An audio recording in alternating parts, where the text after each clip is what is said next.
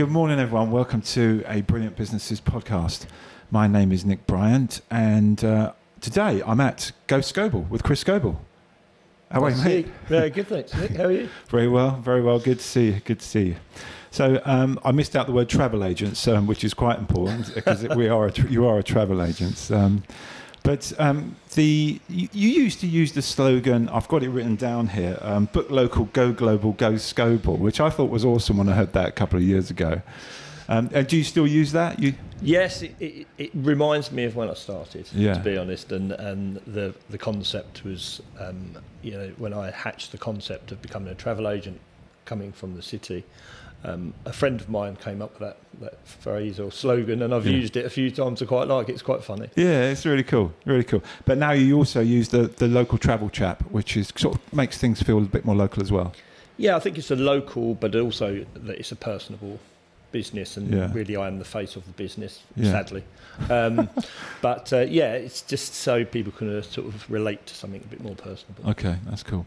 So I get asked a lot by business owners about the stories that we tell and that we write, and they say to me, "What's the best story you've ever heard, or what's the most interesting one?" And I always tell yours because I've never forgotten it, and I'm not going to say anything about it because I'm going to let you tell the story. So take it away. Tell us how it all came about. Yeah, so I was working in the city as an insurance broker and had been for 35 years. The corporate world was probably getting me down a little bit, and I've always had an entrepreneurial spirit, but didn't really have the drive or, in fact, the financial ability to buy into a business or to set up a business. Yeah. Sadly, my mother passed away in March 2017.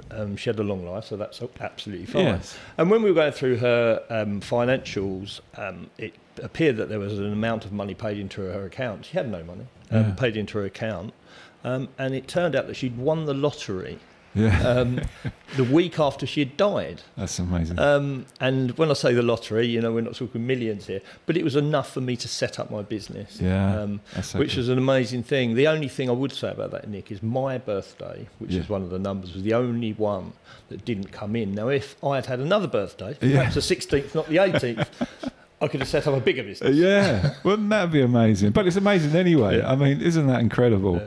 I mean, I tell people that and their jaws drop. They go, "What? She won the lottery?" And I think that's such a great story because we all do get. I mean, let's not forget I think you would have done something anyway, but because people get so stuck in that corporate rut, don't they? You do. It brings benefits, doesn't it, to be in a corporate world? Yeah.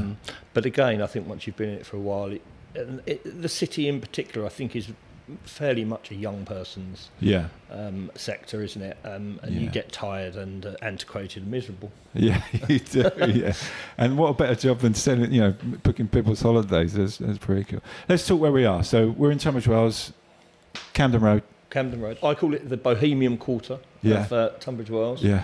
Always up and coming. Yeah. Never quite get there, but I love this. I love this area. You know exactly where it is. We're not in the Pantiles area, the complete opposite end of town. Yeah. But it's a great thing, and this road itself has just independent businesses all the way down. So it's a really great area to trade, and you meet some lovely and very interesting people. Yeah, I bet you do. Yeah. Let's talk about the sort of customers that you do, sell holidays and put holidays together for. What is your customer base? Yeah, it's a really good question. So when I started, obviously when you start any business, you talk to people and you'd hope, I'm selling something that people want rather than double glazing, for instance, that perhaps some people may not want. So I started with really my city contacts, people that I'd worked with, friends and family, but obviously contacts, and that's built. That's really built up very, very much so. So a lot of insurance industry type people have booked holidays with me, and they are still probably about 50-60% of my customer base. Okay, right. And so that's shifted a bit because of your location, people coming in, Tunbridge Wells, people you've met at meetings probably. Absolutely. With things like this, Nick, obviously, and social media platforms, they are really important, aren't they, for any business? And that's grown through, the likes of those social media platforms, and as well as getting out and meeting people, of course. Yeah. So how long have you been in business? 2017. Right. So, whatever that is now. Seems to be 6 years, isn't it? 6 years. Okay, right. Yeah. Is it been hard? When you went through COVID, obviously that's the worst. You've probably had conversations about COVID on your other podcasts.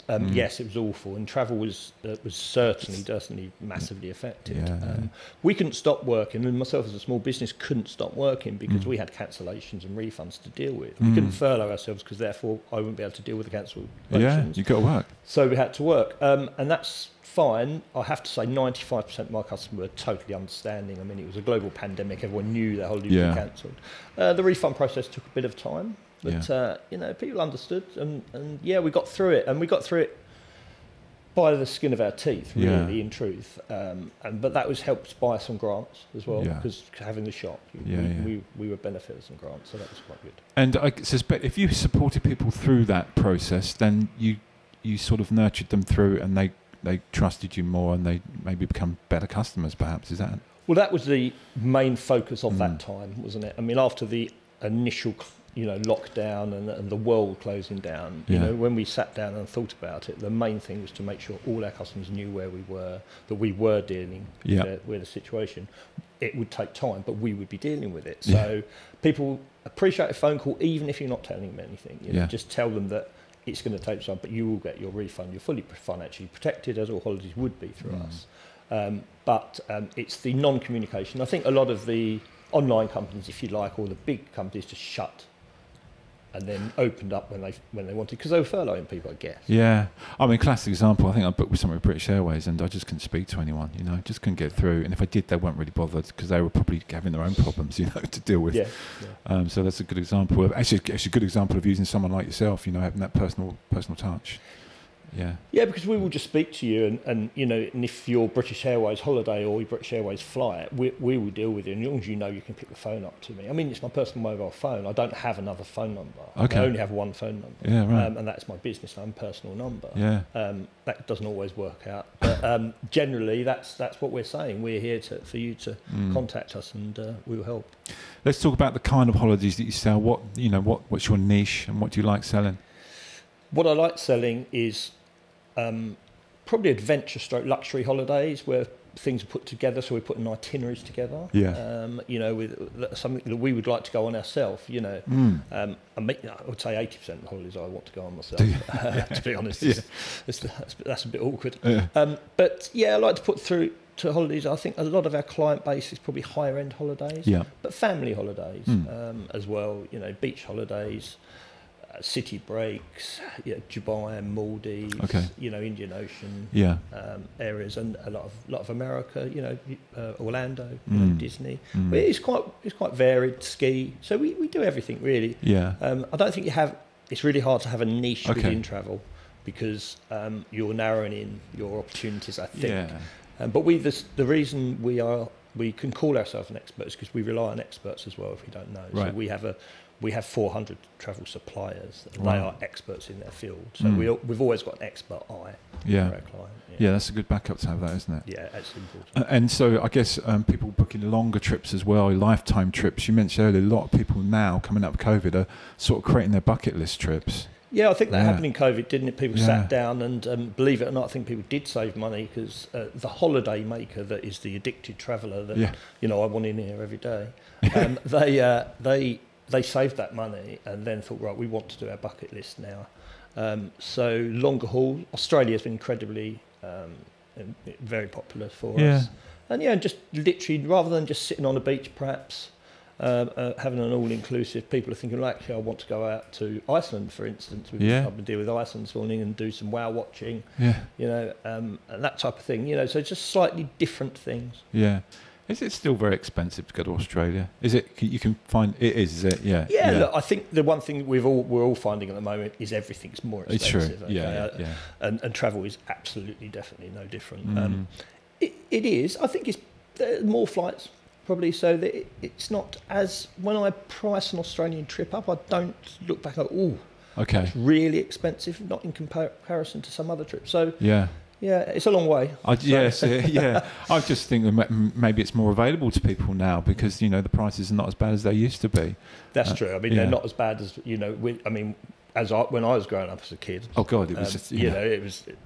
If someone went to Australia, they were staying there. They weren't coming back. They weren't coming back. Or they were millionaires. Yeah, exactly. That's really interesting. So what? Another question I wanted to ask you is what's hot at the moment? Where is it Australia? I know it's hot, not hot as in heat, but you know the best place at the moment, the trendy places perhaps. Travel trends are interesting. I think if you're looking at a family holiday, which we're always tied to school holidays, which is generally really frustrating for people, and the prices are higher. Still the Greek islands, those sort of areas are really, really popular for families. Costa Rica is an area that is really, in South America, really, really, we get a lot of inquiries. We don't get that many bookings because actually there's not the available flights are not great. There's only one direct flight, for instance, BA flying. Yeah. But Costa Rica, South America, right. again, bucket list, Argentina, Brazil, these areas. And then the old favourites that everyone loves, Orlando, Disney. Right. The Canaries for winter suns, as you touched upon. I don't think it hasn't really changed. I just think people have got more adventurous, but that's the nature of travel, isn't it? I think as things develop and you can get there quicker and more availability, people will go. So, Nice. So let's talk a little bit about, because it's not just you, you've got someone else here with you, your team. I have Emma Butterworth, who joined in March last year. Okay. She's been brilliant to work with for me, because you might know, you're probably aware of this, Nick, when you work on your own, it can become quite insular. Absolutely, yeah. And it's really good to have someone to bounce things off of. So Emma works with me. She's full-time in most respects, but she's a younger mum, so she's in the shop 3 or 4 days a week. Yeah. But we're always bouncing things off her. She's incredibly efficient and really knowledgeable. And the great thing about being in travel, what you really have to do is you have to love travel. Yes. And you see that in the way Emma works. To be honest, you can tell that she loves travel. So it's been great having Emma. I think if someone comes and books a holiday and you've got someone in front of you, you could go here, or you could, that must be bad. So you've got to be enthusiastic with it, haven't you? And you really do have to love what you're selling, don't you? I mean, I think there's probably books about that. Of course, or at least try to train yourself to love what you're selling. Yeah. But I mean, with holidays, we just love what we're selling. So it's a great thing. Nobody walks out after booking a holiday with not a smile on their face. Excellent. They're always happy, aren't they? It's a happy purchase. Yeah. Be happy when you're selling it. Yeah. So what does the future hold for you here, Chris? What's the plans? Well, the plan is we've got through the pandemic. Yes. We had a reasonable year last year. This year seems to have taken, probably the last 6 months, it's not this year, but the last 6 months has taken off. Yeah. It's really to just establish ourselves in Tunbridge Wells. Okay. As at the forefront of when people talk about other local agencies, all the bigger companies, they also have our name on that list. Yeah. And just to maintain our reputation, because we've got a good reputation. You're only one bad review away, sadly, from and that review can not necessarily be accurate. But so we've been very lucky with that. But it's really to maintain our professionalism, maintain our presence, and really move on this, really. But I think being ambitious is great. It's really important, but also not being over ambitious. So we just need to just nicely progress. Keep doing what you're doing. Absolutely. And growing slightly as well. How's Alfie? He's brilliant. Thank you very much, mate. He's great. He's tall. Is he? Yeah, very tall. And how old is he now? So he's only 11, but he's first year at senior. Yeah. He's had a great time. He's settled in really nice. Excellent. Really well. So he's great. Thanks for asking. Yeah. No, you feature him in a lot of your marketing, on social media, because it's you've got such a good relationship with your son, and that's. Well, I think also going back to what we do is it's very easy to look very corporate. Yeah.